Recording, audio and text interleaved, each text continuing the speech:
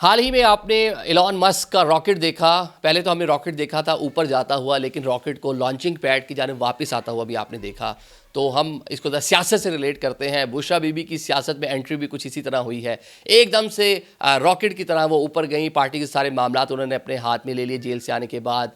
तमाम अरकान की मीटिंग की, उनको टास्क दिए और जो पूरा मार्च था उसको लीड किया। लीड करते हुए इस्लामाबाद आई और आकर कहा कि डी चौक जाना है। कल शाम 5-6 बजे तक तो बुशरा बीबी का रॉकेट एकदम से बहुत ऊपर से तेज़ी से ऊपर जा रहा था खला की जानिब, और तमाम लीडरशिप को उन्होंने नॉकआउट कर दिया था। इवन एक टाइम पे इमरान खान को भी फारिग कर दिया कि उनका वीडियो मैसेज सुनने के बावजूद उन्होंने डिसाइड किया कि हमने डी चौक ही जाना है और वहीं पे जाके सारा कुछ करना। लेकिन शायद वो भूल गई कि उस रॉकेट को ऊपर तक पहुंचाने के लिए कहीं ना कहीं से फोर्स भी चाहिए थी। वो फोर्स थी पॉलिटिकल पार्टी, पॉलिटिकल लीडरशिप जो साथ दाएं बाएं मौजूद थी। उन सब ने एक टाइम पे आके हाथ उठा लिया। सब चैनल्स पे आके बयान देना शुरू हो गए कि खान साहब ने कहा संगजानी चले जाएं, डी चौक ना जाएं, मसलिहत का मुजाहरा करें, कारकुनान को ना मरवाएं। लेकिन बुशरा बीबी बाजिद रहीं। फिर हमने देखा कि जिस तरह एलॉन मस्क का रॉकेट आराम से वापस नीचे आया था, तो बुशरा बीबी की सियासत भी कल दोबारा वापस लॉन्चिंग पैड पे आ गई और दोबारा शायद उनको टेक ऑफ करने के लिए, दोबारा फ़ज़ा में खला में जाने के लिए अब ख़ासा टाइम लगेगा।